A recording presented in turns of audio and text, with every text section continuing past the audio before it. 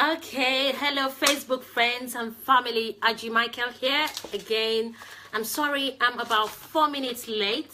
So I think this is 7:34 by my time. And I'll make it brisk and I'll make it fun. Let's see who is joining me this evening.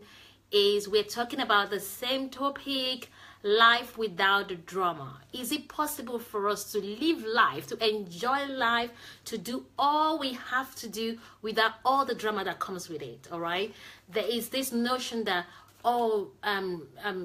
everything in life has to be struggle. Is it possible? I know life is not easy, but we can actually do it with ease. How can we live life without all the drama that comes with it? So last week, Tuesday, and I do this every Tuesday at 7:30 p.m. Do join me, share this with your friends and family. I'm talking about, is it possible for us to enjoy life without the drama? How can we negotiate all that? How can we go about it? So it's my opinion. These are the things that I've learned, I've researched, and these are the kind of discussions I've been having with people as well. So if you have any comments, do comment and inbox me if you have any ideas. Then I'll definitely bring it on. So I said today we're going to be talking about relationships. Last week we looked at what do we mean by life without the drama. I talked about if we look at life as in success, meaning is it possible for you to live a successful life without the drama? And I defined what success means and what drama is, so if not, I'm not going to waste time to start talking about that. Do look at the video and watch the video, and of course so you understand the gist. And I gave you assignment for you to do, to say for you to look at what does success means to you personally, okay, based on my definition of success last week. And the definition of success is based on Valerie Burton's definition of success, and I kind of like it, okay. And the second is for you to define what does success means to you. And the second assignment is also to look at what can you identify as drama around your life right now.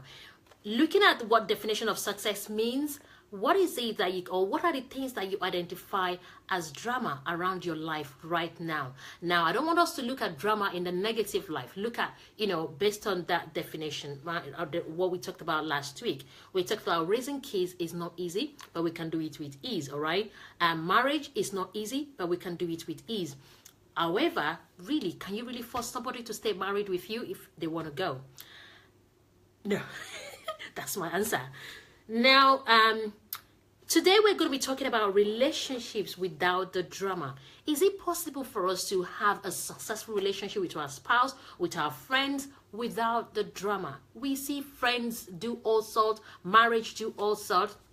And thankfully, I was having a conversation with one of my friends last week after the other video, and she was sharing some really deep things with me. Not just her, but a couple of people that I've spoken to in the last 1 week when I started the series, and of course different people's experiences. And I've realized that sometimes one of the key ways where we have issues really is around our unrealistic expectations from our friends or from our spouse.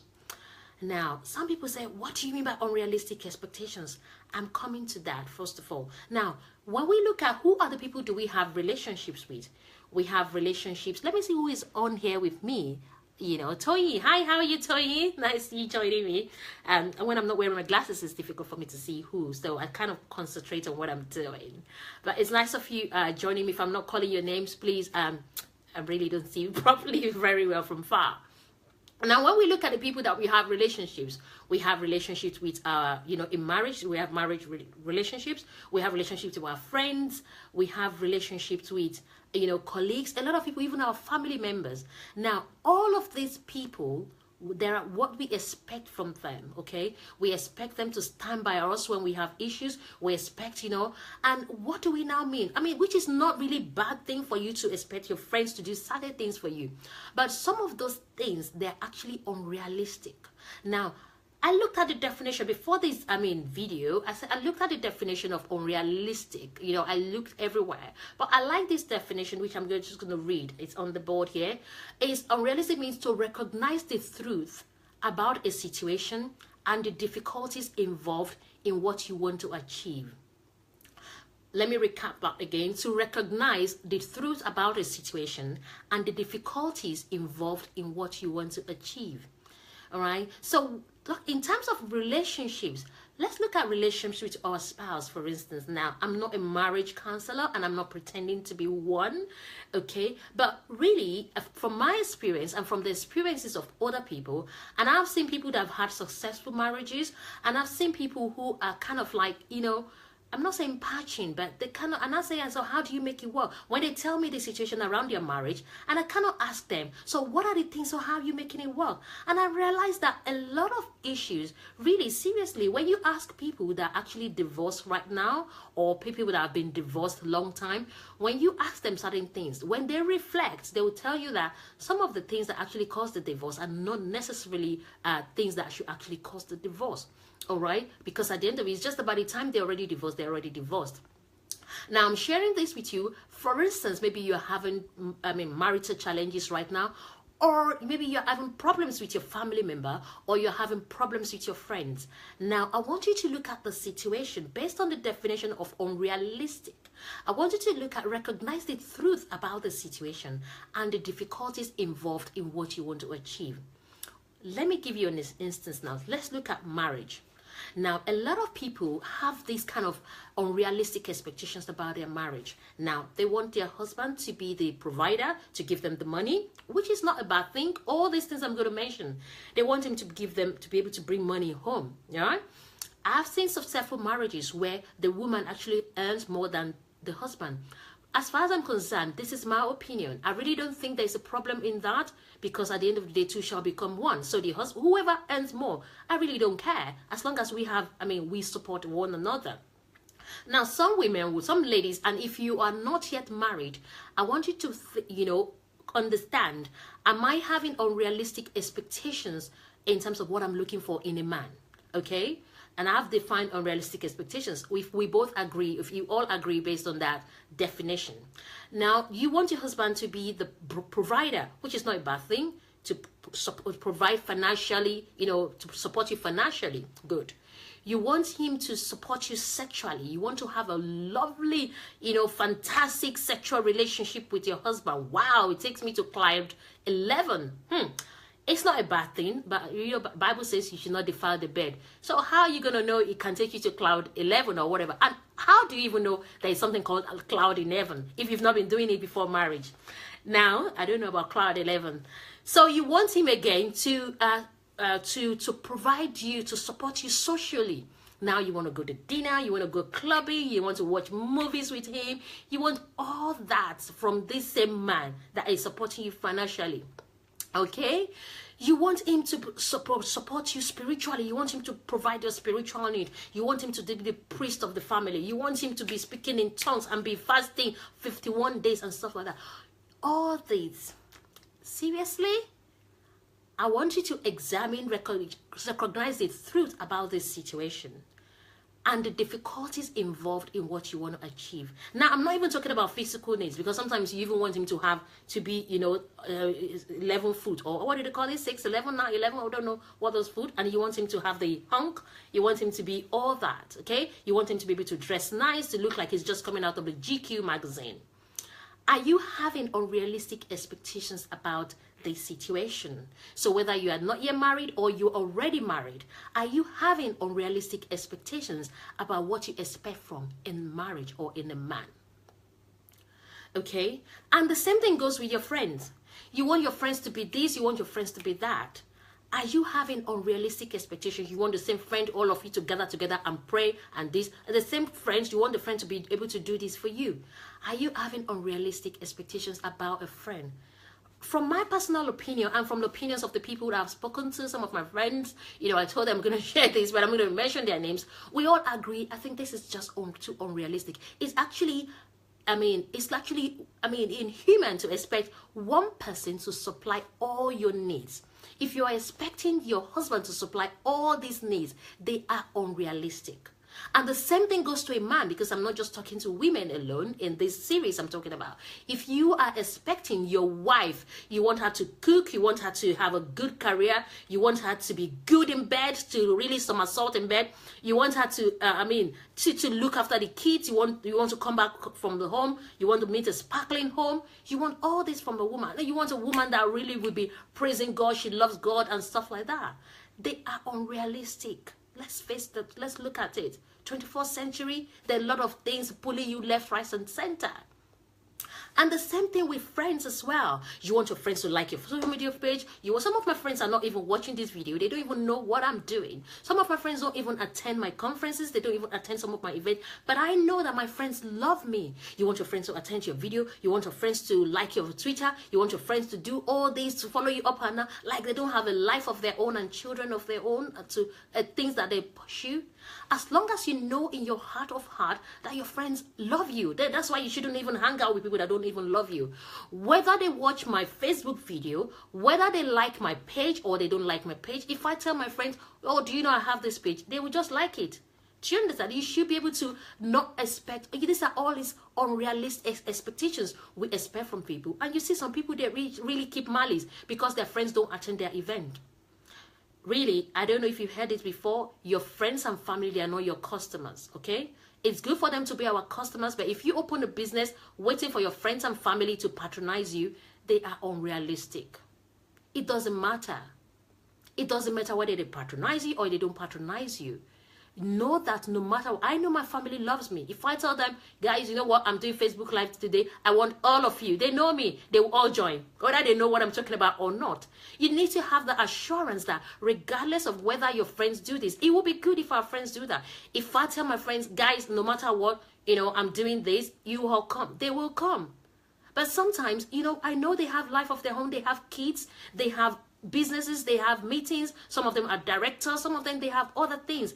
It will be unrealistic if I want them, especially me that my hands are into a lot of things. It will be unrealistic if I expect them to be everywhere. I want them to, I'm telling you, we need to know that we should not be expecting all our friends or all our family to supply all our needs. These are unrealistic expectations. And really is damaging to relationships. The topic we're talking about is it possible for us to live life without all the drama? My answer is yes. And today we're talking about relationships. I have an assignment for you, just like last week. One of the key things I want you to do, first of all, if you agree with me in terms of, like what I'm talking about, which I hope you do, and otherwise you will not be watching this video. I want you to look at one of the key things. I want you to look at this. I want you to look at your needs, okay? One of the ways which I talked about, is look at your needs and break down your needs, okay? Your spiritual needs. One of the key things is I know a friend, she was having a lot of problems in her marriage. Okay, this lady, she goes to church like 7 days in a week. We have 7 days in a week, like every day. Okay, she's this in the church, she's that in the church, she's the leader of this, she's the leader of that, she's right hand man to the pastor. Now, her husband is not a man like that. He just felt that, Sunday is okay. Look, guys, we should stop praying religion business. Christ lives in you, whether you like it or not. I believe what is written in the Bible, not what somebody preached. Okay, and don't crucify a man because he doesn't go to church with you. As long as you know, because who are you to actually judge? We shouldn't judge. She had a lot of issues with her husband simply because the husband wasn't going with her to church. I'm like, yeah. I said, look, he was on the road to Damascus that God arrested Saul. By the time God will arrest him, it is in that place where he's holding remote and watching TV. That is, you just stay focused, as long as it's not stopping you from going to church. Now, I want you to look at your spiritual needs. Break down your needs, your spiritual needs. And I did mention that it's possible for us to outsource. Now, some women actually need a man who will be look after children. I want him to be handsome, tidy up the house, blah, blah, blah, cleaning, You can get that. And if he's the type that doesn't really have time, you want him to provide your financial needs. You want him to provide the physical needs, cleaning the house, this, that kind of a thing. Hapa, if it's possible for you to outsource that part of needs, please do outsource. We have cleaners, we have child mentor, you have bees. Outsource that area if it doesn't want to. If you can do it, do it. If it doesn't, that's not a problem. That shouldn't cause a problem. Because Mr. Mrs. your friend's husband is doing it. If your husband or if your spouse doesn't do it, that's all well and good. Outsource it. And you all both put your foot up and enjoy moving while the cleaner does the cleaning. In that way, you feel good because you're actually empowering another person. You're actually supporting another person to promote, to support their business. Now, if you are the type that wants your spouse to go to the movies with you, all rocky. If it's the type that doesn't want to watch movies, go to the movies. Does he like to watch movies at home? If he likes to watch TV, maybe he's the home person. I have friends that we all go to movies together. Their husband doesn't go to movies. He stays at home with the kids. You need to actually break down your needs. What are your needs? If he's the type that doesn't go to movies and he can take you to Cloud 9, be happy with the Cloud 9. Go to your movies, and when you come back, enjoy the Cloud 9 or Cloud 11 or whatever is sexual needs. It's supplying your sexual needs. Enjoy that. What I'm saying is the first thing you need to do, look at your needs in terms of relationships. What are you expecting from people? Break them right into spiritual. If your husband is a type, if it's okay with Sunday church, then you go to church on your own if you want to go the remaining 6 days of the week. If that's fine. Look at your physical needs. Cleaning and stuff like that is actually, if you have a husband who doesn't feel like he needs to do that, is it possible for you to outsource that? If you can, that shouldn't be an issue. If you are the type that wants your husband to go with you to the cinema, and if he doesn't want to go, join a group. We have groups of girls that actually say, ladies night now, ladies, girls now. Join those groups and meet those social needs. Who says it has to be your husband that has to go to the movies with you? No. These are all these unrealistic expectations. At the end of the day, poor man has gone to work, is tired. You want him to supply you financially, okay? But he's bringing in money. Outsource that or go with some girls to do that. The second thing when you break down your needs is for you to prioritize. What are the key things what is my life wire? A friend of mine told me she had an issue with her husband. They went to see a counselor. They looked at all the things that their issues. You know what? She said, cuddling is like is a life wire. She said she's not really, I don't really care about sex, but I just want you to cuddle me. That's all I like. You see, have that kind of frank communications, conversation with your friends. What are my needs? What are my needs? What are my needs? Okay? And break them down. The first thing I want to say, break them down your needs and prioritize your needs. What are the things that I really feel is important to me in my marriage, in my relationship with Bisola, in my relationship with Joel, in my relationship with Janet, in my relationship with John? What are my even in your church? What are the things that I'm actually expecting? We have, and like I told you, even from family members, break down your needs and prioritize those needs. What are the key things? Which area do I really want my family to support me? And get those needs from them. Don't forget, even the Bible says, my God shall supply all my needs. Not your friend, not your husband, not your days. God meets our needs in different ways, not from one person. And when you do that, once you break down your needs and you prioritize your needs, then the third thing is, can I do without these needs, or can these needs be outsourced? Once you prioritize them, now look over those needs again, okay, and say, can I really do without them? Or if I think, oh, I really can't do without them, but can these needs be outsourced? This is Aji Michael, and I do hope you looked at what I shared. Reason with what I've shared in this video. My passion, my aim for doing this video is actually to see as many people live a stress-free life, to enjoy the life that God has given us to do, to enjoy life, rather enduring life, to enjoy relationship with your friends, to enjoy relationship with your spouse, with your family members, without all the drama that comes in the world. Don't forget, you are in this world, but you are not of this world. So it's possible to live life without the drama. Thank you for watching. Please do share this video. It's Aji Michael.